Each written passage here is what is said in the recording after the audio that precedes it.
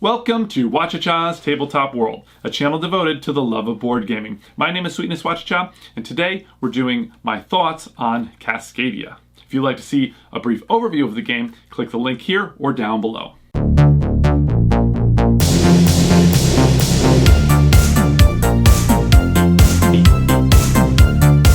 components of the game are very good. They're wildlife tiles, tokens rather. They're screen printed on, which is a very nice touch. It comes with a nice bag. The tiles are good thickness, and the art is pretty realistic, which I think fits a game like this of this theme, of a wildlife theme and a realistic wildlife theme. Well, speaking of theme, this theme isn't super strong in most of the gameplay. Mostly it's very puzzly, but it does come out in the way that the animals get scored, which I think is kind of a cool thing. It's a little bit more subtle, a little more nuanced there, I guess. But this kind of theme really does resonate with me. I really do like this, and it's become quite popular. Games like Earth and Wingspan, people really like that idea of learning and being able to see things like that. I also really like games like this that remind me. One of my things is I like to be reminded of places that I've been, or I like to be inspired to go to places I haven't been. And this does make me think of the Pacific Northwest of the United States, which I've visited on a number of occasions, and so I really do enjoy that. And you don't learn a ton from this, but I do quite like the theme. The game sets up very quickly. It's very easy to learn. It's very easy to teach.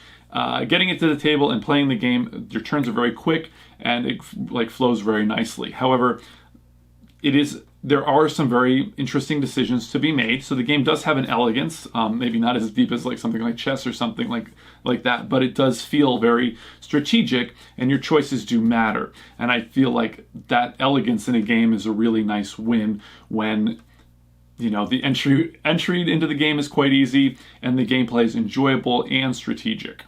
Now the strategy is, as I said, very nuanced, because every of those little choices is very interesting. Do you draft something that another player's after? Do you draft something that is not what other players are after because you don't want to compete with them? Do you want to take the tile because you've got a really good wetlands going and somebody else has that and you want to kind of grow that, but the animal isn't as compelling on that? Or you want to start multiple animals and maybe some of them are easier to score. So all those choices are very interesting. I really like that. Maybe you take one that you can get a nature token from. And so it always seems, most of the time it feels like they're all good choices and you're just kind of taking one that fits. And then you're like, okay, cool. And then the other players are playing and you're just kind of looking and deciding where you're going to put it, and you're having fun with your own little world. And while you're doing that, the other players are kind of moving, and by the time you look back up, it's your turn again. Moves very, very quickly, which is very enjoyable. Or you can kind of relax a little bit. This is definitely a game, I think, also where you could be taking tiles and kind of chatting and oh, so what happened with that promotion at work? Or, you could just kind of have these discussions and things, and you're not really worried, hey man, it's your turn. Oh, yeah, I'm going to take these guys right here. And then you kind of can continue with your conversation. I mean, I'm not a big fan of, I do play poker and stuff, Hold'em and stuff, but I like the idea that people play, cards so they can talk over them and stuff. And this game really kind of feels like this is the kind of game I would prefer to play and be able to talk over and have some discussions. It has that kind of a weight to it. But there is some meat on the bone. I really do enjoy having that strategy and that nuance, and really trying to get your high score is quite fun. It also really makes a great closeout for the end of the night, or either a warm-up for the beginning. It's not quite a filler, but it's a little meatier than a filler, but it makes a great entryway into the night. Or, if you got a few minutes after a meatier game, it's a great closeout for the night. Playing solo, the solo mode, I find pretty enjoyable actually, because it's essentially the same game. I mean, it's not like a multiplayer solitaire. I mean, you are working on your own tableau, but you are influenced by what other people are picking. But when you're playing the solo game, there's no extra rules to learn. It's just, you just have to worry about that clock of removing an extra tile, and it sets up very, very quickly. Now, if I'm going to play a solo game, it's a really big bonus for me if I can set it up very quickly. I don't feel like going to bed just yet. Maybe I'll play a couple rounds of Cascadia, and I'll burn through a couple of those. And I really find that that's quite enjoyable, and it's very approachable for the solo game. Now, I do want to take a moment and talk about the achievement system and the little scenario parts. I mean, it's not really that big a deal, right? It doesn't change the game in some huge way with story or big campaign things or whatever, but it's really kind of cool that they have this little book that you can kind of mark off on.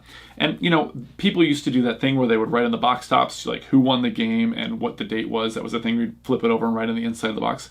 And this is kind of a version of that, because like it's not just like, oh, we played, how many games do we play that? Who knows, who can remember? But it's kind of cool to like have that little map, and it does add just enough to make something more interesting. Now, I'm not a very big video gamer. I'm a big board gamer, obviously. Not a very big video gamer, but I find when I play those kinds of games, I love those. There's like a lot of little achievements, and then there's the bigger achievements, and it feels like anything I'm doing, I'm building towards something, and that's kind of a nice feeling. It's just a little something extra psychologically. It seems to really make a difference. I'm really surprised, given that this kind of a thing, having this little achievement and campaign thing, it's like 2 pages in the book. The cost is pretty negligible. Obviously, like to develop it, there's some cost in there, but it does add quite a bit to the enjoyment and gameplay of the game for not a whole lot, you know, of monetary investment. And I feel like this is a really kind of a missed opportunity for a lot of other games, and I feel like that's such a cool little thing to have in there. Space Lore, I remember, had some achievements many years ago where like you could just kind of like, if you had nothing else to do on your turn, you could try to catch a couple of these, which I think just like adds a little something to the game. So again, like totally unnecessary, but I really like that this is in here. It's a really clever, cool idea.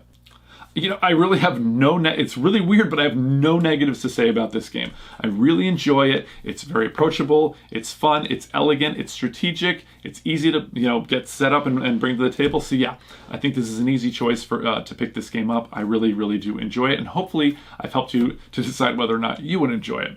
Now, if you'd like to see a brief overview of the game, click the link below. But now, I gotta roll.